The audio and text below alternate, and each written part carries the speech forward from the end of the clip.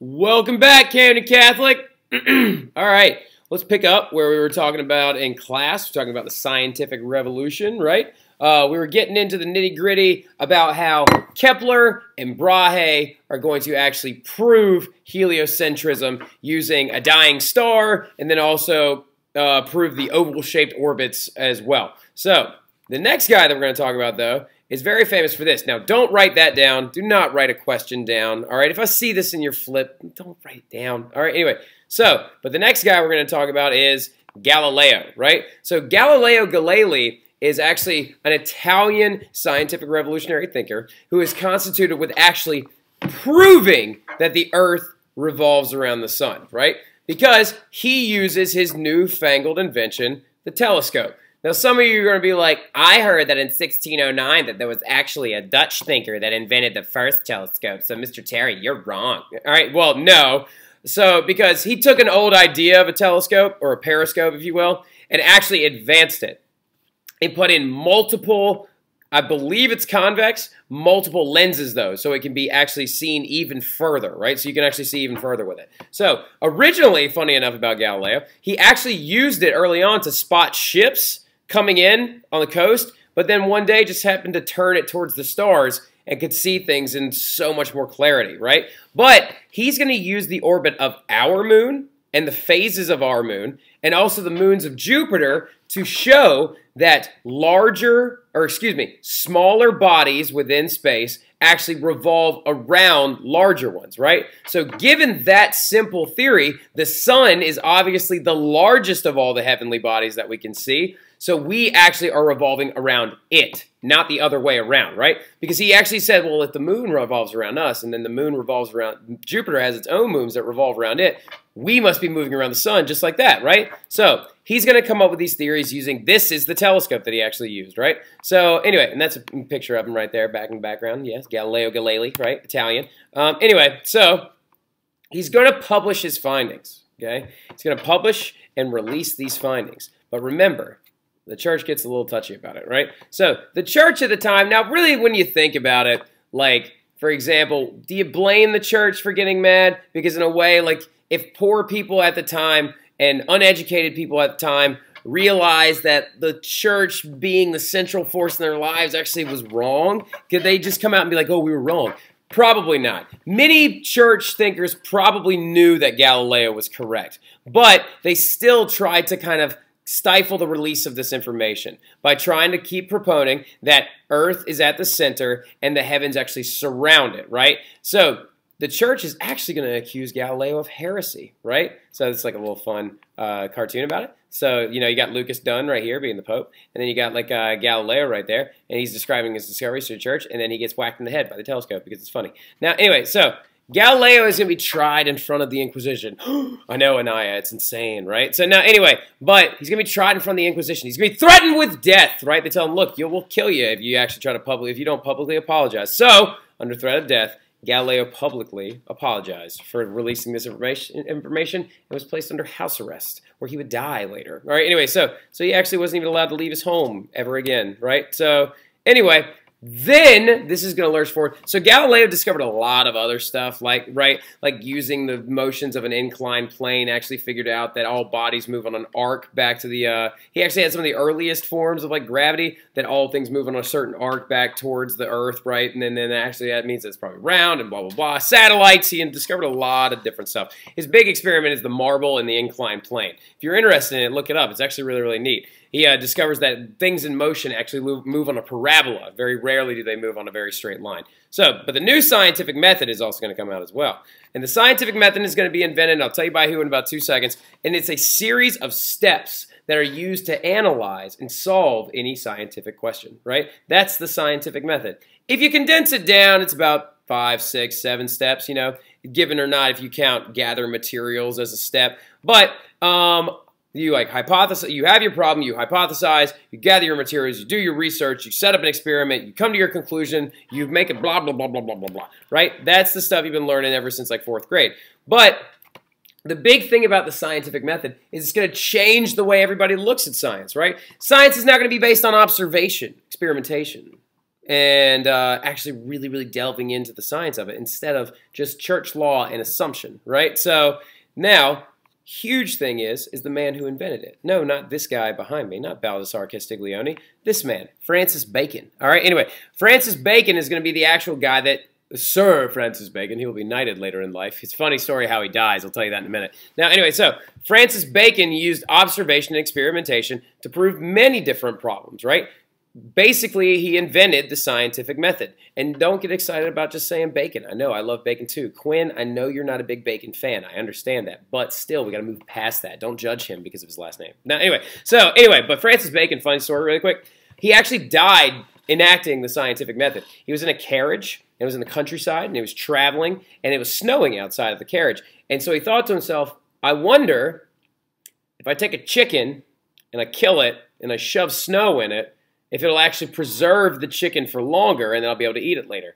But he didn't put a coat on when he did this. He stopped by a little country home, he grabbed a chicken, and he actually went in there and he shoved snow inside the chicken to see if it'll actually cool it down and maybe like keep it from going bad. He actually got pneumonia when he got outside the carriage and he died. So anyway, he actually died doing what he loved, the scientific method, right? So the big one next, though, is Rene Descartes. So undersold, so underrated. So many kids go through high school being like, who's Rene Descartes? All right, anyway, no, so it's not Descartes. It's not Rene Descartes, all right? I guarantee you one of you is going to say it. If you say Descartes tomorrow, I'm going to know you muted me and I'm going to give you a 70. All right, anyway, now, so going forward, though, Rene Descartes believed in using human reasoning. He's a rationalist, right? He uses rationale and logic to solve very common day questions, right? To try and diminish doubt, okay? He's a rationalist. And this is a picture of our man Rene with the worst looking hair I've ever seen. All right, anyway, now, so he needs to get that mop trimmed up. It's gross. Why you got them bangs? It's nasty. Now, anyway, however, still a phenomenal thinker. He created new types of math, for example, like Descartesian geometry. He invented graphs. He invented graphs. He actually invented graphs because he was lying on his bed, and parallel to his bed there was a wall. And on that wall landed a fly. And then the fly got up and landed again on the wall. And then it got up and landed at a different spot on the wall. And so he's like, I bet if I draw lines this way and then this way, I can track where the heck that fly just landed. Creating graphs, right? Creating the X and the Y axis to track a fly, right?